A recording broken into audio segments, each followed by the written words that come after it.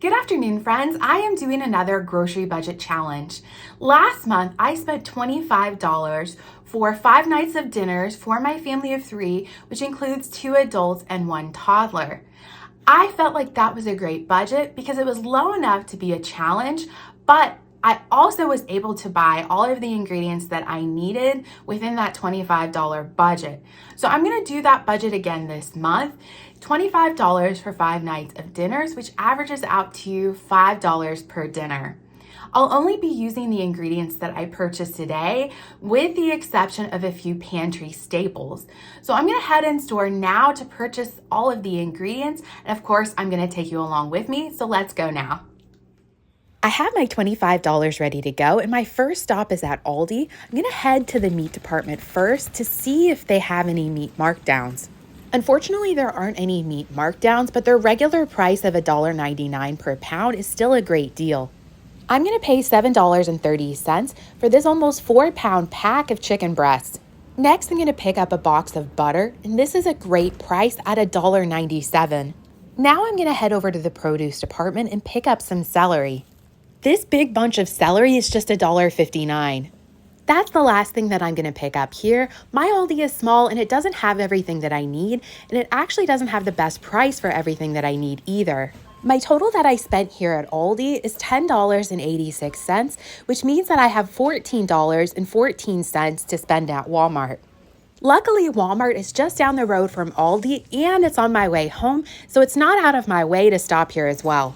The first thing that I'm grabbing here at Walmart is a pound of carrots priced at 98 cents. I'll be using these carrots in 2 different recipes that I'm making. I'm also going to pick up an 8-ounce package of mushrooms for $1.74. Next, I'm going to grab a bunch of green onions for 54 cents.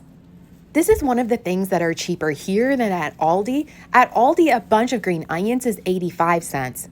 Now I'm going to pick up an onion. I need a medium-sized onion. These are $1.12 per pound. I found one that looks to be a good size. I'm going to weigh it to make sure that I have an accurate idea of how much it will cost at the register. I might come back to the produce section later, but for now I'm going to head into the middle of the store and pick up this 2-pound bag of flour priced at just $1. Then I'm going to grab a 1-pound bag of rice priced at 72 cents. I've noticed a lot of price increases in stores lately, but there hasn't been one on rice. Next, I'm going to pick up these little packets of yeast priced at just 77 cents. My Walmart is remodeling, so it took me a minute to find the chicken broth. First, I'm going to pick up a 32-ounce container priced at $1.33. And then I'm going to pick up a can priced at just 50 cents.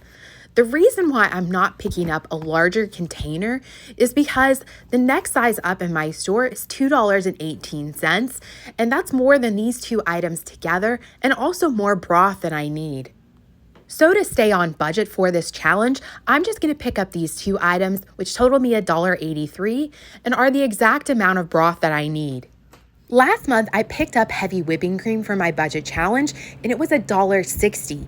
The price has now increased to $2.08 for the same size container.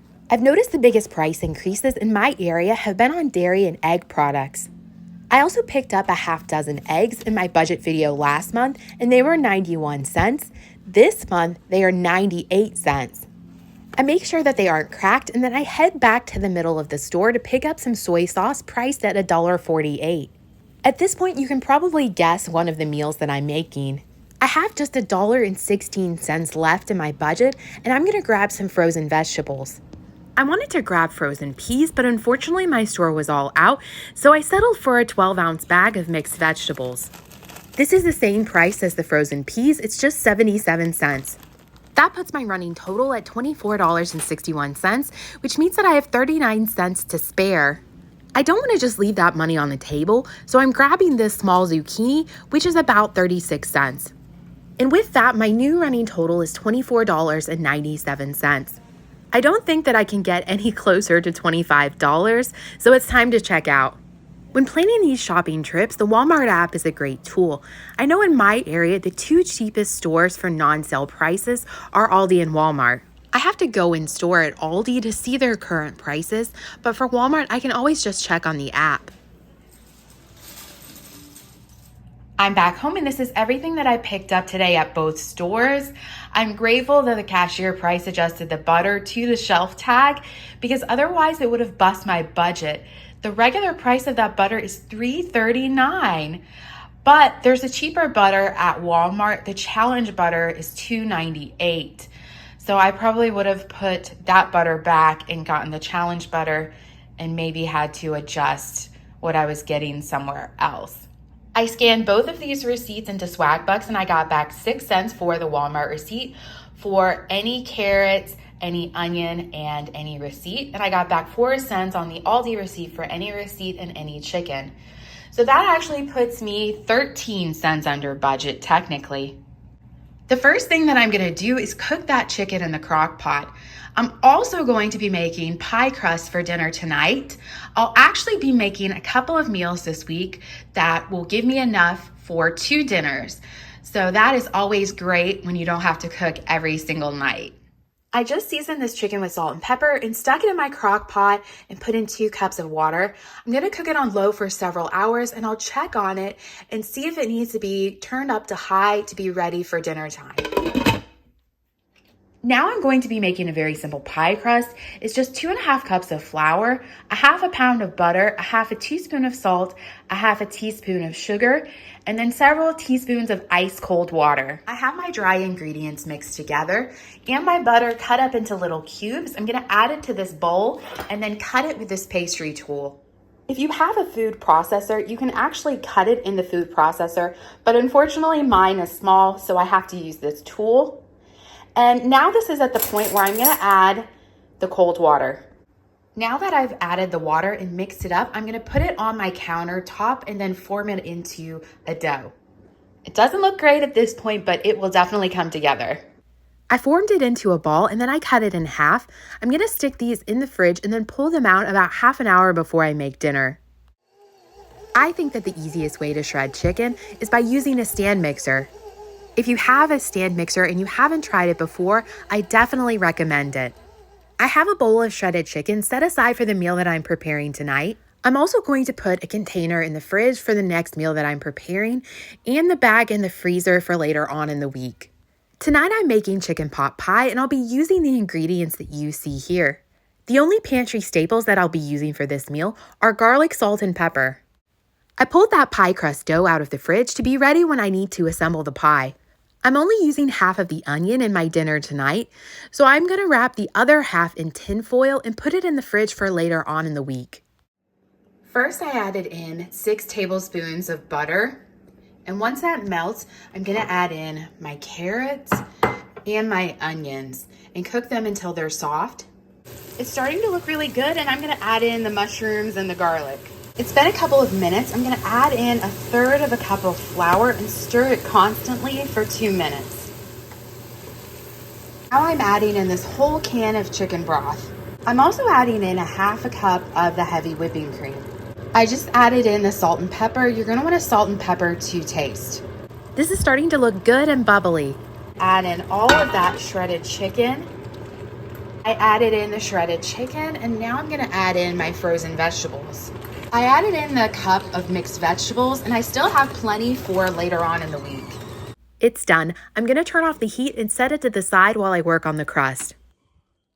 I spread some flour on my countertop, and now I'm gonna roll out the dough.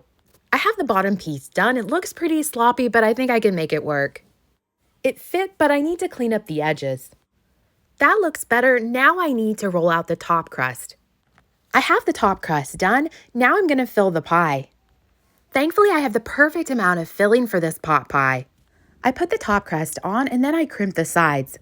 Then I cut slits into that top crust to create vents. Now this pie is ready for an egg wash. I beat 1 egg and then I brushed it over the top of the pie, including the crust. Now this is ready to go into the oven and I have a mess to clean up. This is the finished product and it smells delicious. I'm so excited to eat this tonight. Because there's only 3 of us and one of us is a toddler, we're not gonna eat this whole pot pie. We'll have it for 2 nights. And this is how it looks on the inside. So delicious. I cut up the zucchini and I'm serving it on the side with some ranch dressing. I really would prefer a salad, but unfortunately that wasn't in my budget. For dinner on the second night, I cut up a carrot since I only had that one zucchini. The pot pie itself was delicious, the crust was flaky and buttery, and the filling was very rich and full of flavor. For night 3, I'm making chicken fried rice. I pulled that container of shredded chicken out of the fridge. I'm going to link the recipe that I always use in my description box below. It's a great recipe and I always love how it turns out. One change that I've made to that recipe, which I think improves it, is instead of cubing the chicken and cooking it in the pan, I always use shredded chicken. I know that I should have cooked my rice earlier in the day and put it in the fridge, but unfortunately I didn't remember to do that. I heated up oil in a pan and now I'm going to add the remainder of the mixed frozen vegetables. It's a little bit less than 2 cups. I cook these for a couple of minutes and then I add in the garlic. Since I'm using minced garlic, I'm going to add in 1.5 teaspoons. After another minute, I push all the vegetables to the side and then add the eggs. I like to add salt and pepper to the eggs while they're cooking. After the eggs are scrambled, I add in the shredded chicken and the rice. And I drizzle soy sauce over the top of all of this. Then I season it with salt and pepper. While I was in the middle of cooking this, I realized that I forgot to add in the green onions with the other vegetables, so I added those in as well. This recipe makes a lot of food. I actually added in less rice than the recipe calls for, and I'll still have leftovers for lunch tomorrow. If you like green onions, you can sprinkle a little bit on top as garnishment. This is one of my favorite dinners to cook. It is tasty and also quick and easy to make. I'm going to make a very simple rustic bread to go along with our dinner tonight. I made a version of this bread in a previous video, and I'll leave a link to that video along with a link to the recipe in my description box below. This recipe only requires these 4 ingredients, if you count water as an ingredient, which I'm not sure that you would. So I'm gonna go ahead and make it and let it rise for dinner tonight. I mixed my dry ingredients first, and now I'm gonna add in the water. I just mixed the water in, and this is what my dough looks like. I'm gonna cover it with plastic wrap and let it rise.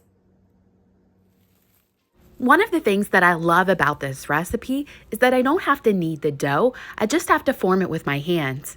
It's pretty sticky, so I dusted it with additional flour and now it's ready to go into the oven. I baked it in my trusty Dutch oven with the lid on for the first 30 minutes and then took the lid off for an additional 15 minutes. This loaf of bread turned out beautifully.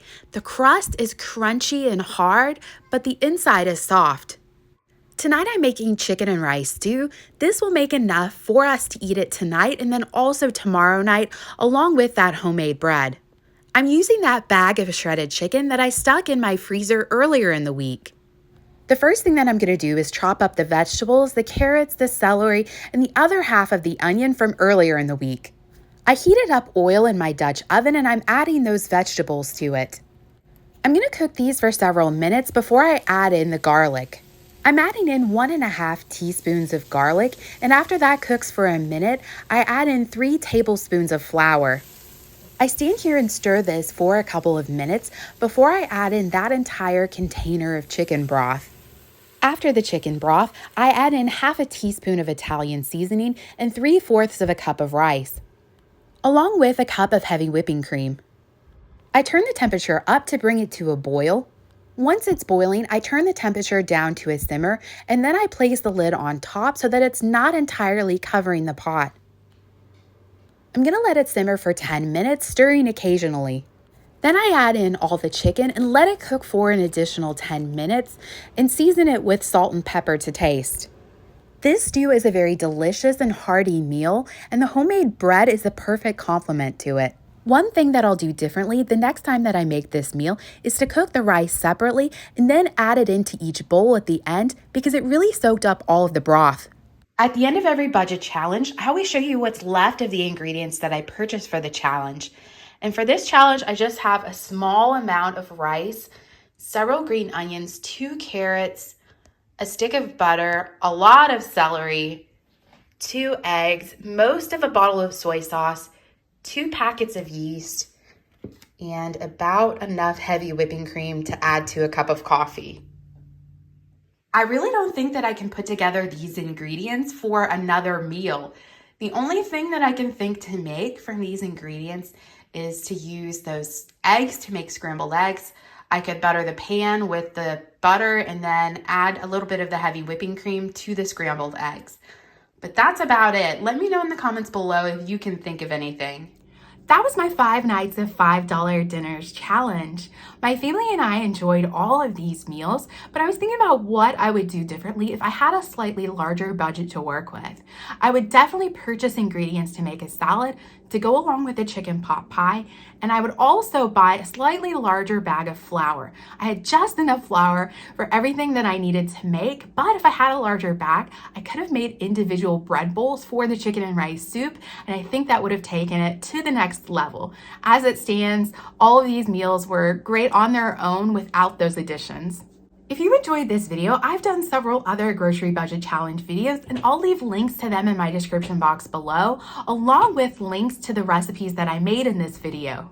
If you liked this video, don't forget to give it a thumbs up and subscribe to my channel if you haven't already. And as always, thank you for watching. Check out my Instagram and TikTok. They are both at Amy Way to Save.